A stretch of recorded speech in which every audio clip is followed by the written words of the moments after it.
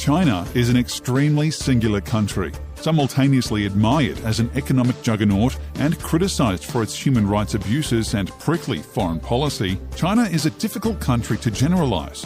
The world's largest nation by population, home to gorgeous wildlife, fascinating history, and controversial political ideology, China is hard to understand from an outsider's perspective. So today we're exploring amazing facts about China. In China, calling someone a caveman shouldn't be taken as an insult. In fact, Mao Zedong lived in a cave before becoming the country's leader. Today, many Chinese people still live in caves, and we aren't talking about just one or two people. According to the LA Times, at least 30 million people, and possibly closer to 40 million Chinese, currently live in caves, which are energy efficient and have a low environmental impact. Each of the Shanxi province's caves typically has a long vaulted room dug into the side of the mountain, with a semicircular entrance covered with rice paper or colourful quilts. People hang decorations on the walls, often a portrait of Mao Zedong or a photograph of a movie star torn out of a glossy magazine. The better caves protrude from the mountain and are reinforced with brick masonry. Some are connected laterally, so a family can have several chambers. Electricity and even running water can be brought in. It's energy efficient. The farmers can save their arable land for planting if they build their houses in the slope. It doesn't take much money or skill to build, said Lu Zhepeng, director of the Green Architecture Research Center in Xi'an and perhaps the leading expert on cave living. Then again, it doesn't suit modern, complicated lifestyles very well. People want to have a fridge, washing machine, and television. Very few countries actually continue to put their own citizens to death. Most people believe that the death penalty is a barbaric remnant of a less ethical era. Full countries, Saudi Arabia, Iraq, Pakistan, and Iran, were responsible for 84% of executions in 2017. However, China still kills more of its own citizens than every other country combined. It's well known that China does not appreciate dissent, and they are not afraid to execute their own citizens without a fair trial. To put it in perspective, the global total of executions is around 2,000 people annually. China executed a tragic 12,000 people in 2002 alone. Though that number has allegedly gone down in recent years, China stopped releasing official statistics, and many people believe that they are quietly continuing their bloody tradition. There are even reports of a death bus, which drives around the country and kills prisoners quickly before driving to its next victim. As if this couldn't get any more sinister, the Chinese government is responsible for widespread forced organ harvesting, and many people believe that their increased capital punishment is meant to fuel the $1 billion industry. Some of the more than 1.5 million detainees in Chinese prison camps are being killed for their organs to serve a booming transplant trade that is worth some $1 billion a year, as concluded by the China Tribunal, an independent body tasked with investigating organ harvesting from prisoners of conscience in the authoritarian state.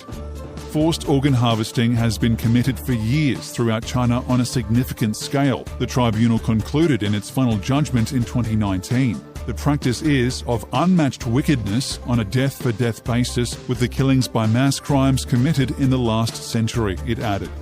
The tribunal said many of those affected were practitioners of Falun Gong, a spiritual discipline that China banned in the 1990s and has called an evil cult. The tribunal added that it was possible that Uyghur Muslims, an ethnic minority who are currently being detained in vast numbers in Western China, were also being targeted. Access to safe and clean water is essential to human health. Therefore, it's no surprise that the public concern over drinking water safety has risen sharply in recent years following a number of water pollution incidents. The Guardian released a new water quality report, which found water pollution levels in China's major cities is extremely high. In Beijing, 39.9% of water was so polluted that it was essentially functionless. In Tianjin, northern China's principal port city and home to 15 million people, a mere 4.9% of water is usable as a drinking water source. One reason for this is that local governments have too often failed to crack down on polluting industries. In 2011, reports emerged that said Luliang chemical industry in Yunnan province had disposed of 5,000 tons of chemical waste next to a river used as a drinking water source. According to local residents, more than 140,000 tonnes of waste had already accumulated over 22 years. The nationwide standards for the treatment of sewage are also far from sufficient. Despite some improvements in recent years, wastewater, water which has been used in the home, in a business, or as part of an industrial process and may now contain hazardous materials, remains a major pollution source, particularly in urban centres. So next time you're in China, be sure to pack a water filter or prepare to buy bottled water. Some days the sun doesn't come up until 10 a.m. or later.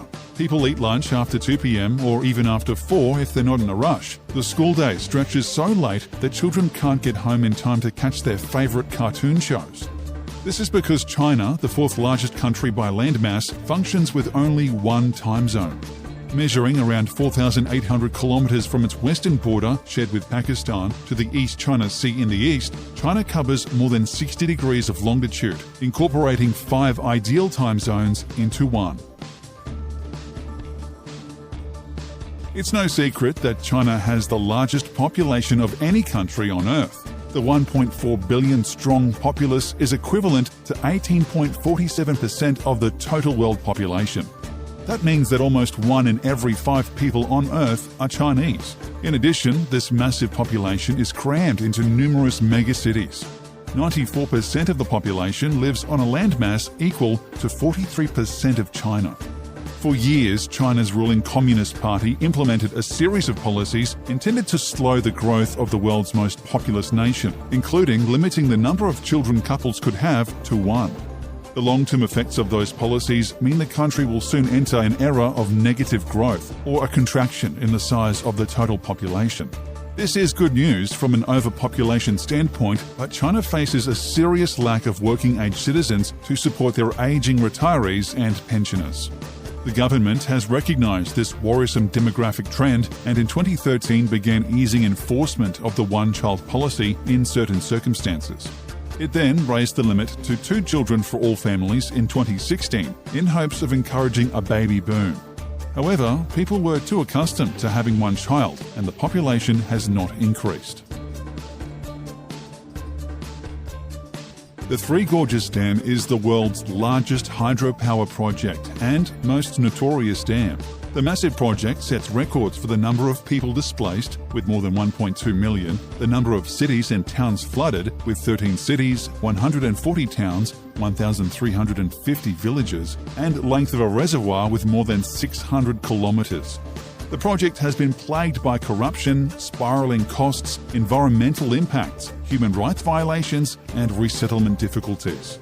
The dam, which is equal in size to the entire Kingdom of Bahrain, is allegedly so big that it actually slowed the rotation of the Earth. When the Three Gorges Dam was built, 39 trillion kilograms of water from the Yangtze River built up behind it to 175 metres above sea level. This altered the Earth's moment of inertia ever so slightly, causing the rotation to move more slowly. This is the same principle behind why figure skaters tuck in their arms to spin faster. In the years since its completion, the dam has created numerous landslides and destroyed many ecosystems, in addition to displacing millions of people who called the gorges home for millennia. The Three Gorges Dam is a model for disaster, yet Chinese companies are replicating this model both domestically and internationally. China is training 10,000 messenger pigeons to deliver vital military communications in the event of the country's communication systems breaking down. According to the Chinese state media, the pigeons are being trained by a special unit of the People's Liberation Army in the central city of Chengdu. They will be primarily called upon to conduct special military missions between troops stationed at our borders, said Chen Hong, an Air Force expert, to China Central Television, the state broadcaster.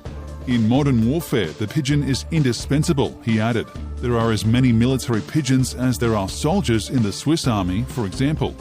Chen Chuntao, the officer responsible for the pigeon army, said the birds were the most practical and effective short and medium distance tool for communications if there is electromagnetic interference or a collapse in our signals. Pigeons are an important part of the military because they cannot be hacked and are difficult to intercept. Pigeons are also valuable on the private market and usually sell for thousands of dollars. It's hard to say how old Chinese culture actually is, but it's one of the oldest that still has a presence in the modern world. Legends claim that the earliest rulers in China were the Xia dynasty from 2100 to 1600 BC, with Yu as the first emperor, but there is little proof that the dynasty actually existed.